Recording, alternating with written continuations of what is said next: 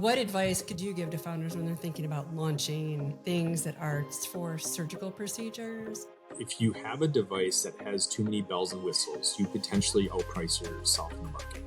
What sort of things do you find when folks are coming to you that you are helping them think about it more clearly, that they don't come to the table having really thoroughly vetted? Something to think about if you are in a small startup medical device company, the common thoughts that there's a reason why you call it upstream marketing and downstream marketing. There's a reason why you call it that. And the reason is the downstream marketing is the patient focused, it's the physician focused, it's end user focused because it's out in the market. Salesforce and early adopters, would love to hear your thoughts on that people get stuck when they go to market in around targeting.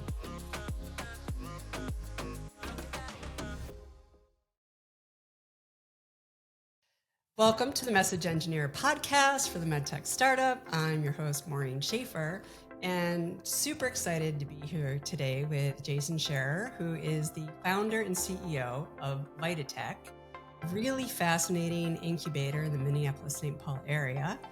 And he comes out of a deep background in sales, nearly 20 years in sales, has built a vertically integrated incubator for medical device startup companies.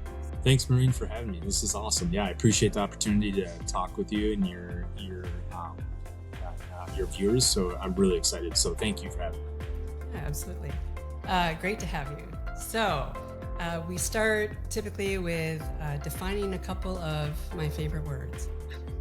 And I find that everyone has kind of a different take on them. So I'll ask you to kind of your definition of, not the Merriam-Webster version, of these. So the first one is one near and dear to your heart, which is sales. Sales cures all. Cures an awful lot, doesn't it? That's something I bring up to my sales team all the time is sales cures all. Plain and simple. Fair enough. Second word on that same track is marketing. Marketing is the education arm of the company, and extremely important. It's the tools and the visuals of the education component of medical devices. Great. And last but not least, message or messaging. Yeah, messaging is super important, especially for you want to talk about different aspects. If you want to talk about, with your employees, whether it's doctors, whether it's patients, whether it's hospitals, messaging is probably the most important because that's how you portray what you are doing and what the customer is going to perceive, right? So that is definitely important. Great, thanks for those definitions. I love the sales cures all, right? If there's revenue and traction, then a lot of other things just fall to the wayside, come a lot less. Right. So from that definition, I want to ask you, I find it fascinating with your sales background that you started, right, this vertically integrated medical device incubator. And I'm wondering if you can share a bit about, and particularly having put up this plug and play sales force, what are you thinking about that's different than the majority of kind of incubators and accelerators? Because you're starting at the beginning, but not with a group of kind of technical, maybe compliance, regulatory folks, because you have your end game of putting this into your sales force, ideally, and having them sell it. So what are you thinking about that maybe other folks need to think a little bit more about? Yeah, so our eye is on how we can position the particular product in the marketplace.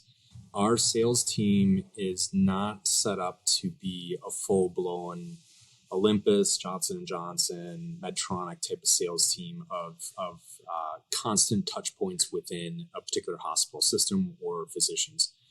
Our sales team is set up to get the initial 20 to 50 accounts set up across the country so that the particular small medical device company can have a footprint across the country where they can jump off from.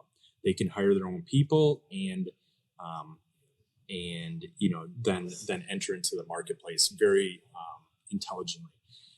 from our perspective, the reason why those type of companies would want to hire us is for the simple fact that it takes a lot of time and effort to have really good sales people, and to get them trained up and to align on objectives, and where to target in the marketplace. We are under the assumption that we're coming in and we're trying to do it within a 6-month to 12-month period. So our objective isn't of, hey, we're an employee, we're going to be here for 2-3 years as the company grows. Our objective is, hey, let's get some customer hospital penetration within the first 6 months, 12 months, so then we can fulfill our contract and take a step back and let the medical device company grow.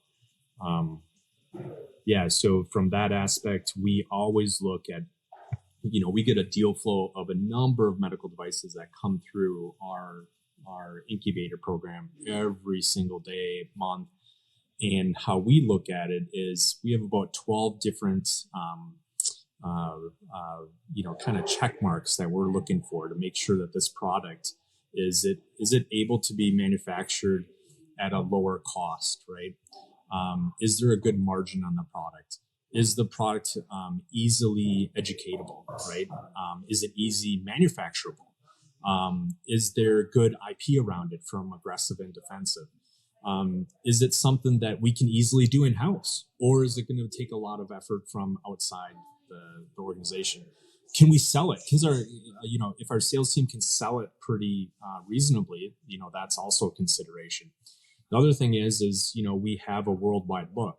So it is important to sell within the US, but it's also important to have a medical device that actually serves the human population of Earth. And by that, you need to have a look of, hey, is this product able to be used around the world? Robots are great. They're great additions to humanity. Absolutely. But most of the population of the planet won't have access to that. Great point. So, right. So the needs are very different in other, for example, developing countries or developing economies than they are in the United States. So when you think about this idea of, can we sell it or can it be sold? What sort of things do you find when folks are coming to you that you are helping them think about it more clearly, that they don't come to the table having really thoroughly vetted? Something to think about if you are in a small startup medical device company, the common thoughts that from a sales perspective that you want to think of constantly is, do you have a good KOL base to work from? We have a lot of doctors that have great ideas that come to us, but it's their idea, right? And it's their baby. But the point is if you have your baby and 20, 30, 50 other doctors like your baby, that's awesome, right? You have something there. If it's you that likes your baby, maybe not. But having that good KOL network of other physicians that are giving feedback to a particular product. Also, you want to make sure that from your thought process early on is, you don't want a device that has all these features, benefits, bells and whistles that add up to a very high COGS. Because if you have that, you potentially might not have a sellable product. It's way outside the marketplace. If you think of, inventing a simple syringe or a needle or something, and you have all these bells and whistles to a needle, and all of a sudden it becomes a $50, $100 device for a simple needle. So it's just those type of thought processes of making sure that you are have some reality to the marketplace. And that's where we can help from our perspective, our knowledge of being in the OR nonstop. Our engineers are in the OR nonstop. So from the sales perspective, what contract manufacturer that goes into the OR at least once a week? Doesn't exist. What what R&D company goes into the OR once or twice in a week. It doesn't exist. So you want that perspective constantly, and I think that's where we can help provide it from all the way from the A to the Z. Yeah. To the idea of being in the OR, which is really critical, right? Understanding that KOL base you spoke about, and not just you thinking your baby's beautiful, but a whole cadre of your peers Yeah. believe the same thing. That's Right. great, right? That's early market, potential. From Yeah. an OR perspective, what I find really fascinating, right? There's so many market dynamic changes going on right now in medical device, medtech, digital health. So how do you think about that when we see some of these things happening with shifts in inpatient, outpatient, ASCs, for example, since we're talking surgical procedures, and kind of who's involved in paying for those, et cetera? How do you help your, as an incubator, help people think about that, and where are some of the areas that early founders might want to take a better look or a closer look? Yeah. So if your particular product, you want to make sure that your particular product is seen to the future and solving a problem for the future. For example, you might have a product that is a bigger type of device that is going to be used, in the OR in a surgical application for a 15 centimeter incision, right? In the future, that is going away. Everything, as you just mentioned, is going towards ASCs. The incisions are getting smaller. The devices are getting smaller. We're going towards more endotherapy type devices, endocatheter type devices. So that's the direction of medical devices. Everything is becoming smaller. So you got to think of that. And then there's other thought processes that go into that. If you're thinking along those pathways, is you can't just have a particular device that works into a male hand. There's more and more women that are going through fellowship programs. Yeah. And you got to think of the thought processes of how women do procedures, do their techniques, hand movements. It's completely different. That's something that not a lot of people are talking about or thinking about, is as the demographics, right, of the workforce, the physician workforce changes, and the surgeon in particular workforce, which has long been, kind of predominantly male gender. Yeah, not so much anymore. It's changing. Yeah. Yeah. And so, yeah, you need to think about that. And that's important because I can show you a number of devices that we've worked on, and way back in the 90s. As you can imagine, you were in the war. I mean, they were big hunky devices that a guy has to get their hand all the way around and push and trigger and force, and that's it's not reasonable anymore. A great point. It's a great point. A lot more people, and from a lot of different demographics, which makes it a lot, as we move forward, hopefully more equitable kind of for everybody. Those are great points from the KOL demographics changing. So, what do you think about? I mean, things we see this kind of out migration, right? And we see it due to some of the things you talked about earlier, which are kind of pricing and cost. And we know what reimbursement in patient outpatient ASC is. It's on the downward incline.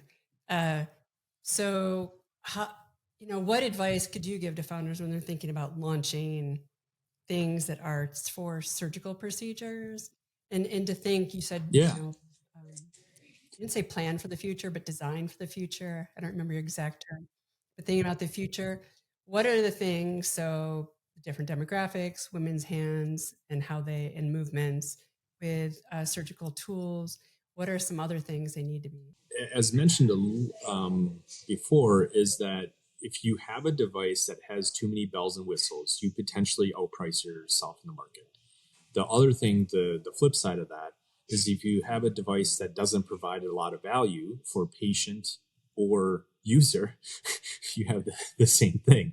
So there's a fine balance between, user patient needs and, just simple economics of cogs of the particular device. So you need to weigh that all in. What we see with us is that you can have what people tend to do is they spend a lot of time in the development process over a 5 to 7 year period, right? So if you spend, let's just say $10 million over that 5 to 7 years, what ends up happening? You need to recuperate those dollars in some way, shape, or form. It takes a lot of recuperating, right, for your investors. The flip side of it, let's bring it back. If you can bring out a device in 1 or 2 years and it's a very quick development cycle and you can do it for a fifth of the cost and it can be all done internally here at Vitatech, great. You can reduce costs. You can increase time to market. You can decrease the cost for the end user, the patient, and the physician, and everyone is winning. Now, granted, you still need to make some type of margin on the particular device, but the margin of recoupment for the investor is reduced significantly. So I think that's a thing that is going to be in the future more and more. You might have more bells and whistles. The COGS, might be the same or slightly lower. But if you can reduce that investor margin on top of the medical device that needs to be recuperated, I think that's the win that you're going to see for the next 5 or 10 years, because that is measurable, right? It's 100% measurable, and it translates all the way through the healthcare system. That's a great point about condensing that entire cycle and allowing that right then to condense the investment required to be recouped when you get to market. It also makes me think a bit about, like SaaS software, and they talk about MVPs, like what's the minimum viable product to get out there. Not saying that we would ever drop a minimally viable medical device out there, but the idea of getting to something sooner to learn. And put it in the market and learn more about what they want and need, as opposed to overthinking it for 5 to 7. Yeah, I mean, the great, if you think about, so we specifically stayed in class 1, class 2 medical devices. Class 3, you would consider, robotics, biologics, implantables, those kind of things, right? Mm-hmm. And so the thought process, and that takes a lot of time to market. There's a lot of clinical studies that go along with that. That's stuff that you can't change. So that is what it is. For where we do really well is our class 1, class 2 type of devices, where we put in thought process of saying, okay, we're going to come out with an MVP or a version 1, whatever type of product right off the bat. Mm-hmm. And this product, we're going to do all the testing that we need to do, assuming that we're going to come out with V2, V3s, and what have you, right? And so then we go down that pathway to get all the regulatory testing that we need ahead of time. We submit it ahead of time. And so that, yes, when we come out with V1 product, it may be missing a couple of features and benefits. However, we did the thought process ahead of time, albeit it's perhaps a little bit more expensive, but at least the thought process is done ahead of time, where then, okay, we can come up with V2, V3 really, really seamlessly throughout the process. Yeah, you think through it sounds like you're thinking through the end game and kind of laddering the process to say, where can we aim to hit this, in some shorter period of time to get something viable out to the market, but not everything it needs to be, because we know we can rapidly kind of iterate. I want to expand on that particular point on a different direction. So what you would have a lot of the times at other R&D companies is you would have this thought process that, hey, we need to R&D this project for 3 years, right? Because their thought process is, if they let it get out of their hands, then they lose the money, right? That's associated with that. Our thought process is, hey, let's R&D this project. Let's get out with a V1. Let's do it as quick as we possibly can in a 6-month period. And let's then move it along into our regulatory, into our diamond and tooling, into our contract manufacturing or sterilization. Let's move it through the process a little bit quicker so that we're not wasting time and effort on this. I mean, we have perfect examples of physicians that will come to us and they'll want to tinker with a device for 4, 5, 6 months, and it's a different experience with us. They could do that with other R&D firms, no problem. R&D firms would be happy to tinker for 2 or 3 years. On our side, we're like, hey, let's think about each, this device versus that device, and let's choose something that we can come out with, and let's move forward, and let's start getting through the rest of the process. And it's hilarious to think about because it's the totally exact opposite of everything in the industry right now. Well, it sounds like what you want to do is win by launching products, right? Successfully in the marketplace, which comes from, I imagine, like your deep sales background. And whereas whether it's our other R&D development firms or consulting firms, the longer it goes, the more money they make.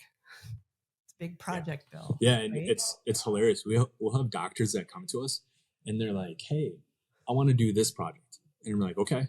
And then they come to us like 2 months later because they're so excited because they're getting so many prototypes every single week and they're showing their friends and they're getting all excited. And then they come to us and they're like, hey, I want to start another project. And like other R&D firms would be like, yeah, like, okay, fine, let's take that in. Like, no problem, more money.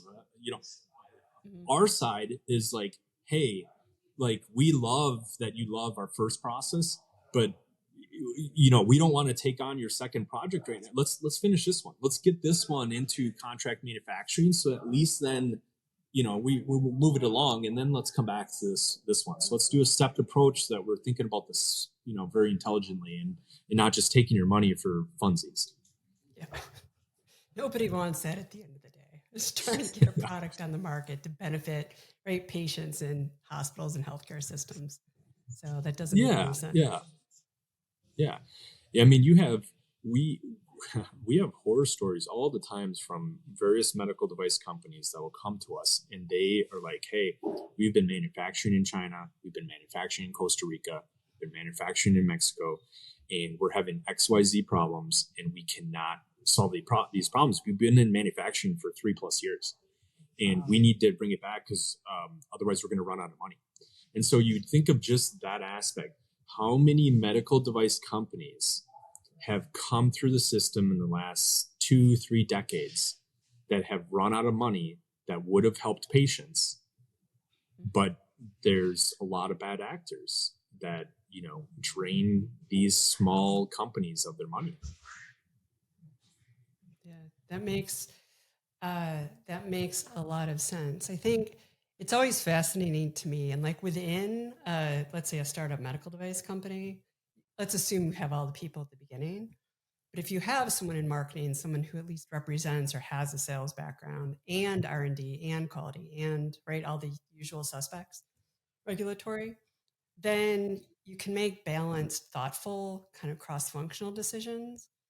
But I think when you take parts of those groups out, like if you take sales and marketing out of, let's say, a contract manufacturer, all of a sudden there's just risk. The only thing that happens with launching something is risk, right? Something goes wrong or something breaks, or it's all risk. There's no ups, there's no balance of how do we balance, patient and provider, physician wants and needs, and healthcare system wants and needs with, right? How do we do the right thing, but not overthink it? Yeah, that's a fantastic question because so the FDA, if you launch a product, okay, and your product is perfect and you don't have any complaints, they will look at it as an issue because there's no product that is perfect, right?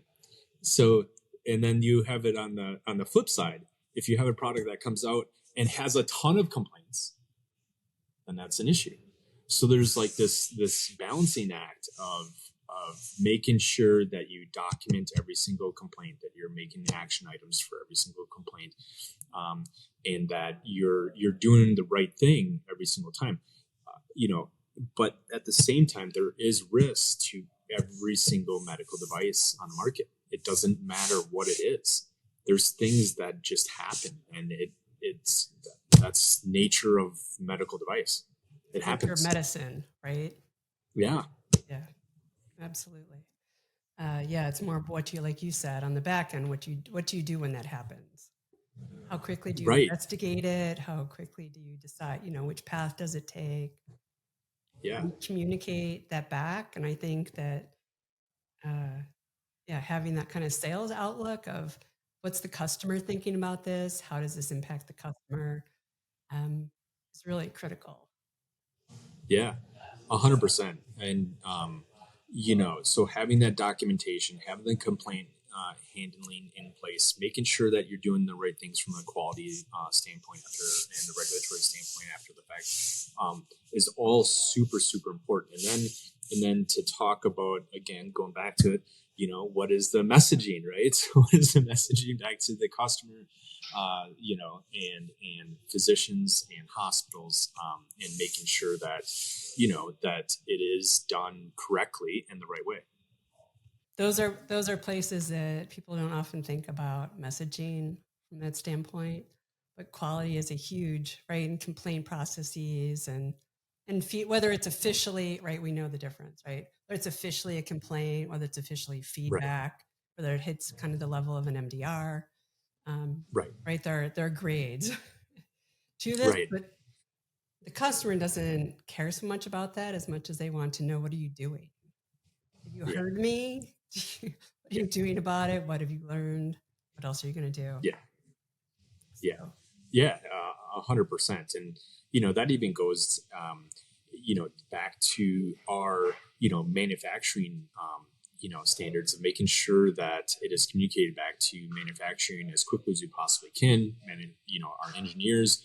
And then that's the nice thing too, is when you have it all in house, if you do have a simple design flaw in some way, shape, or form that was unforeseen, if you were a small medical device company, you'd have to go back to your original R&D house to fix some type of design flaw to then move through the process again.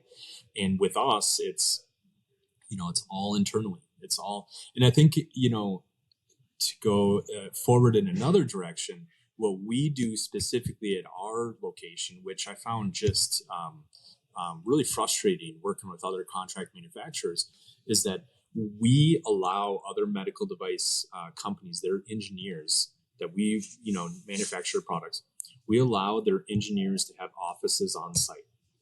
So what does that do?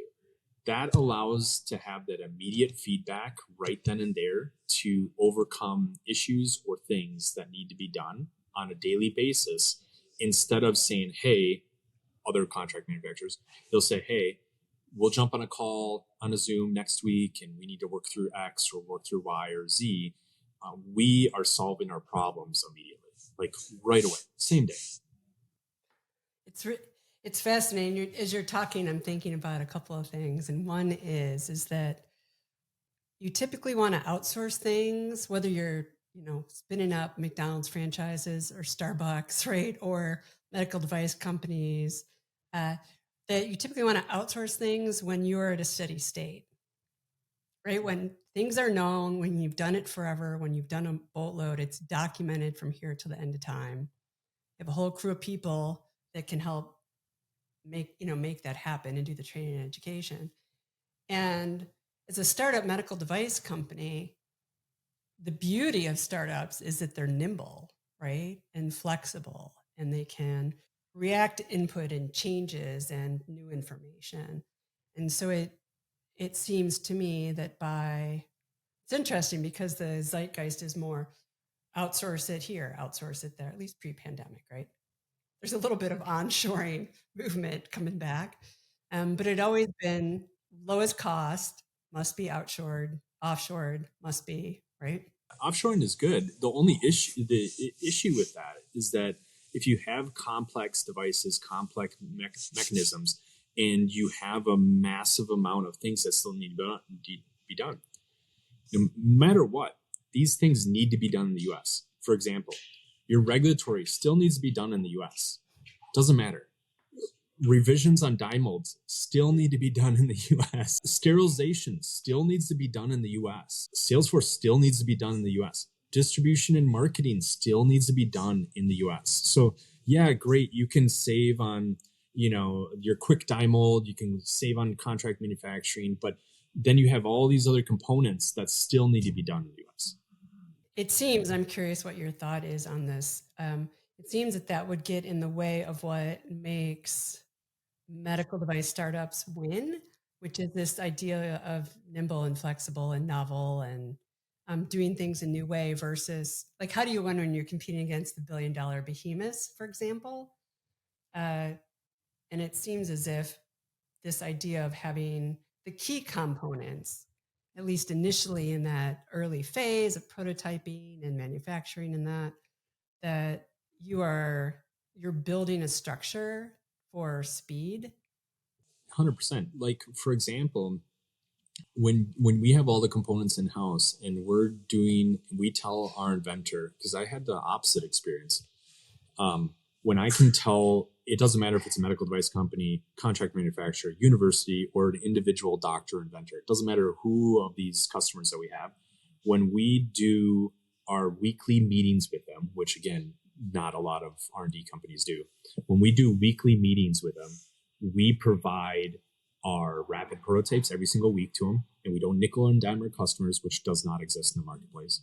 We provide pictures and videos every single week. So again, that doesn't exist in the marketplace.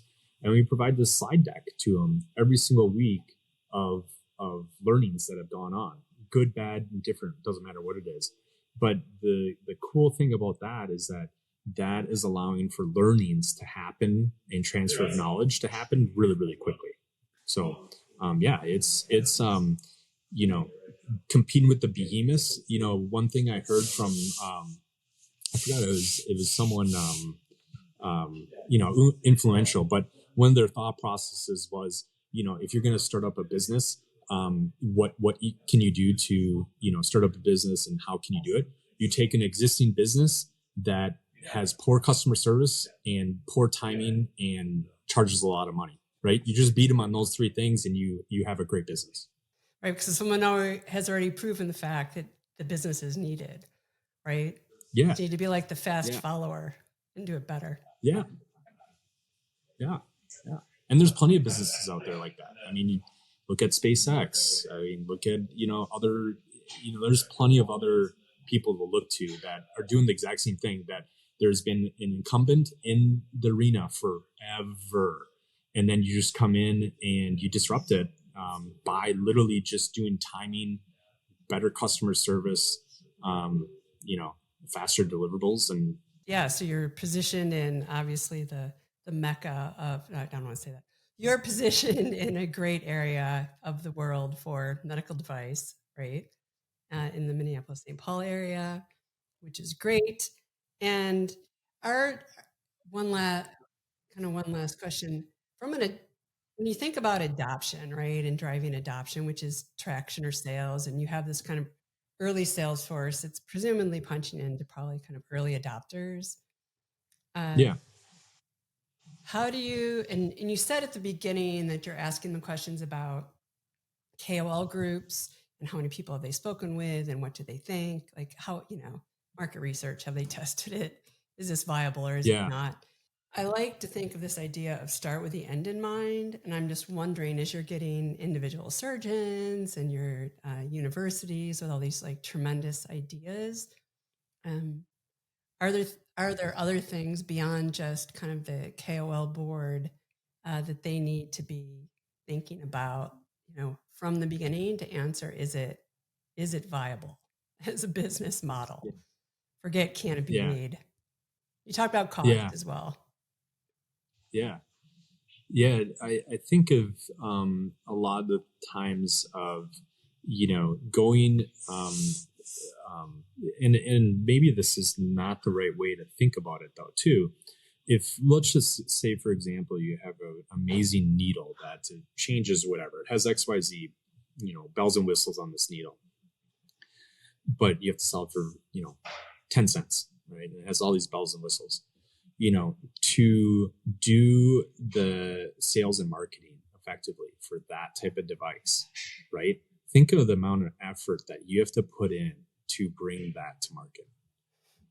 I mean, it's exponential what you have to do, right? So how do you change the paradigm shift to use that particular device? It's a lot of sales and marketing, right? So it's something to think about and consider. Of that has to be in your game plan. Yes, the development is one piece of it, but the sales and marketing that's a huge lift. And if you don't have key individuals part of your team to execute on that, yeah, Maureen, I don't know how it happened. Yeah, I'm with you. I'm with you on that one. So I have people ask me all the time, when should I hire marketing? And I'm like, have you already launched the company? Like now. Should hire somebody now. Oh, but I'm not launching before. I go, voice of the customer, like move it up. Put one person in charge of the voice of the customer. There's a reason why you call it upstream marketing and downstream marketing, right? There's a reason why you call it that, and the reason is the downstream marketing is the patient focused, it's the physician focused, it's end user focused because it's out in the market, and the upstream marketing is for all the projects that have not hit the market yet. So it's thinking about all those things that have not come to fruition yet. So there's a reason why you call that in the medical device field upstream and downstream marketing. Great point. Salesforce and early adopters, would love to hear your thoughts on what I find oftentimes that people get stuck when they go to market in around targeting. There's a tendency to want to kind of boil the ocean sometimes. Yeah. And how can you help folks? How do you think about targeting and go to market, and particularly that early adopter group that your kind of plug and play sales group seems to? The targeting is the key, because for your first, you want to do that early market research of understanding if your product does what it says it's going to do. And you want to make sure that you document that properly and make sure that, potentially you come out with a device that does XYZ. And that's what your early development you thought about, right, as a marketing and sales team. However, you get further down the pathway and you get that first initial cases, that early upstream marketing type of early market assessment, and you realize all of a sudden that you need to have different messaging. It's different marketing, different messaging. There's something else that the doctor realized that it's great for the product, and so you need to pivot and do something else. And that happens all the time. I can tell you examples for our own devices that we're doing right now, where we realized this week that we needed to do something different, and we need to go in and change the messaging. So, I mean, it happens every single time. You can't get away from it. It's not like you come up with your messaging the first time, you're like, yep, done with it. See ya. It doesn't exist.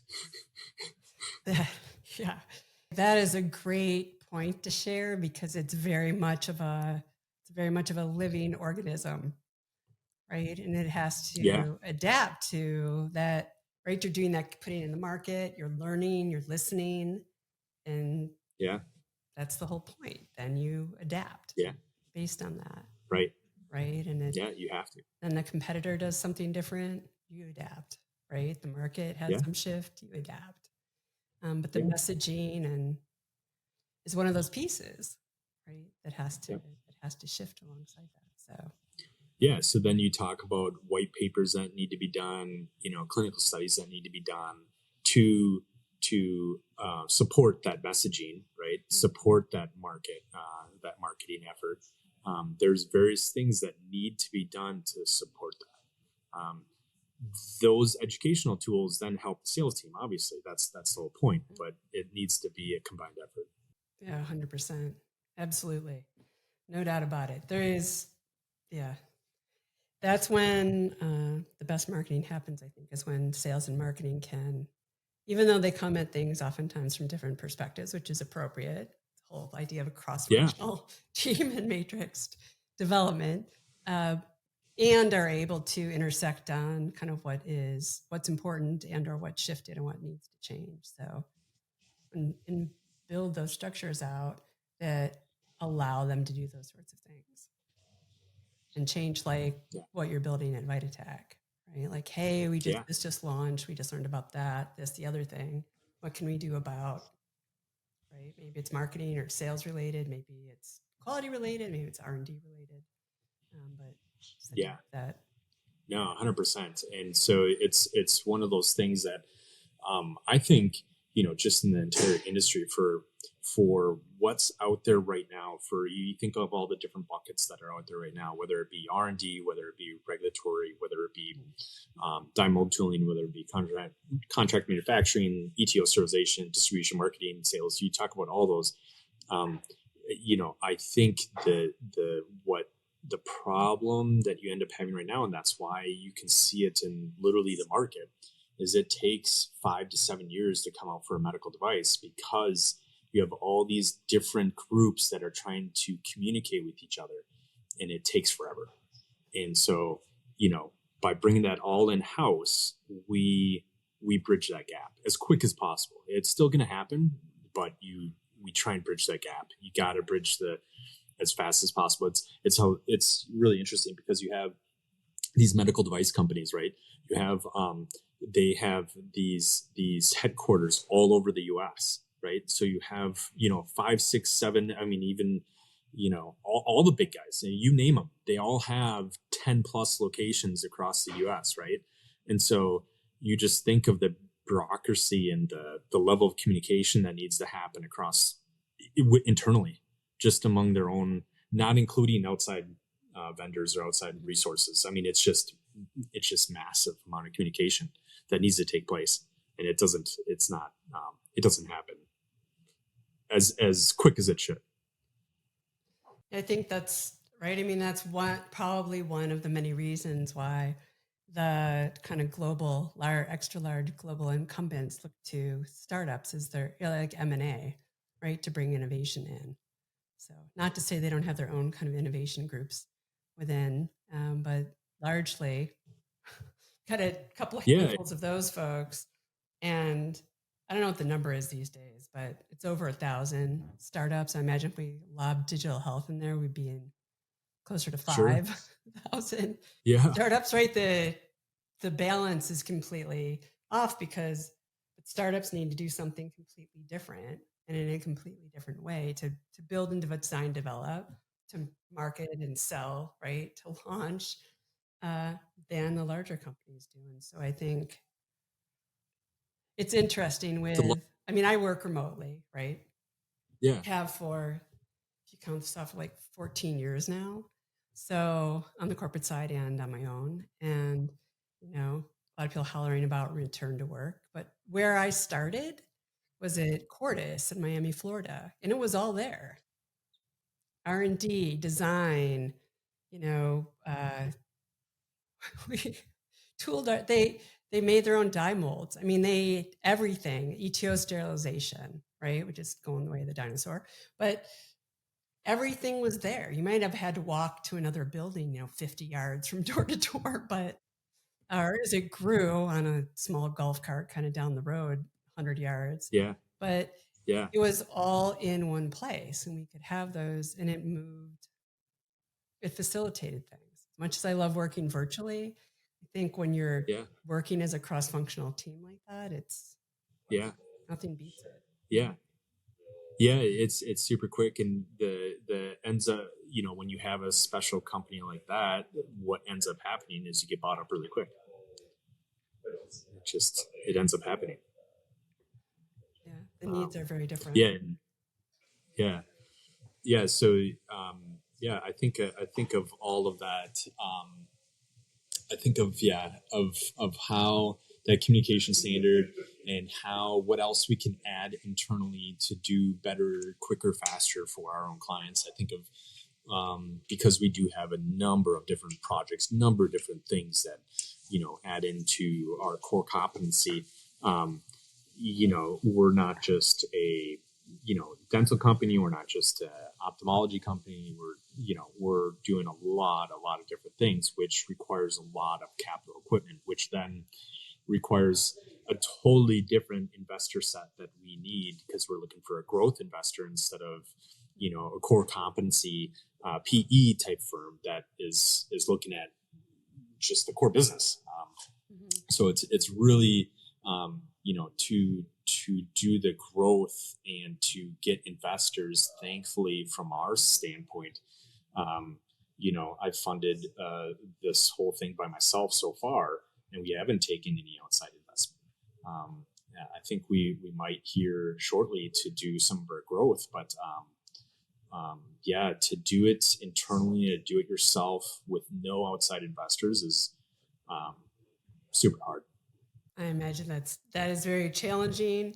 It may have the added advantage of keeping you very focused, right, and lean, and much as you spoke about compressing timelines and focus on the behalf of kind of the inventors, right, surgeon, university, other folks, other medical device companies inventing new technologies. Yeah, I don't have anyone breathing over my neck saying I need to do X, Y, and Z. We can do whatever we want to do as fast as we want to do it.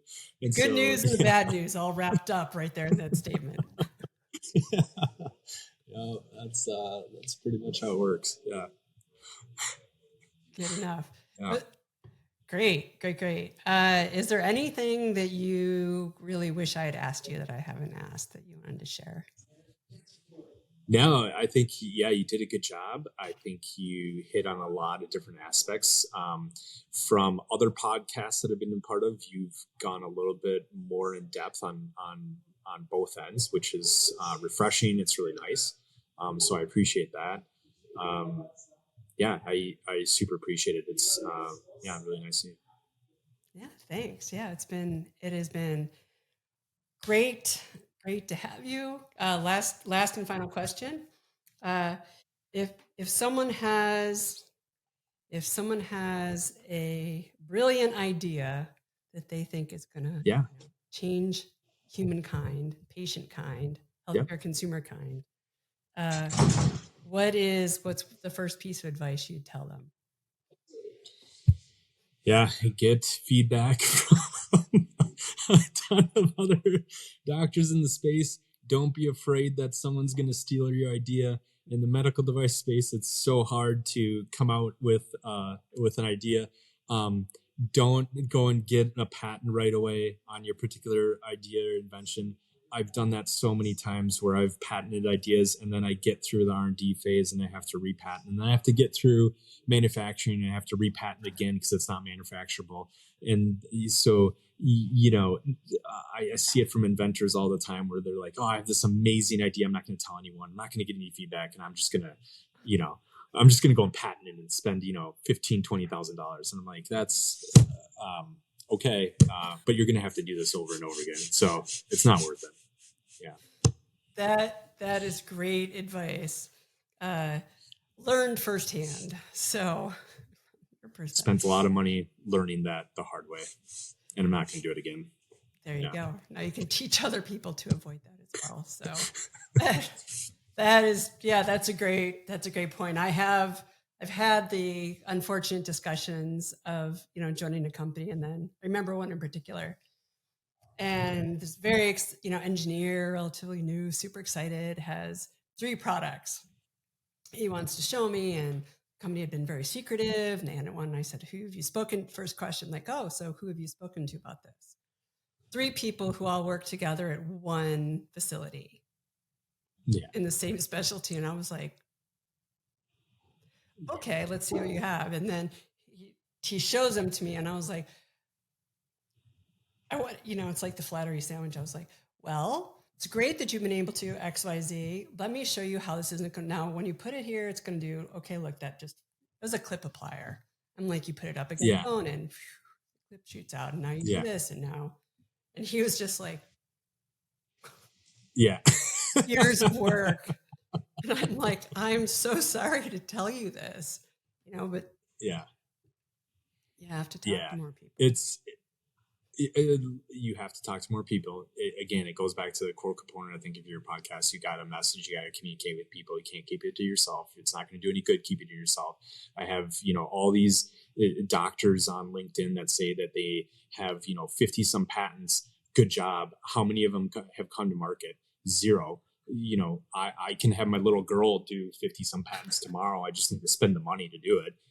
Is it going to mean anything? It's not going to mean anything. So, the point is, you got to communicate with people. You got to move forward with people. You can't keep it secret. Doesn't humanity no good to keep it secret. It's that old age saying that, all the knowledge of the world is in grave sites around the world. I mean, think of all the knowledge that is buried there. And no one's ever going to know about it. So you got to communicate it. You got to put it out there, and you got to, the other age saying that goes along with that is, fail fast, go fast, fail fast. Because then you can get over those core learning components to then find something that you want to have patentable.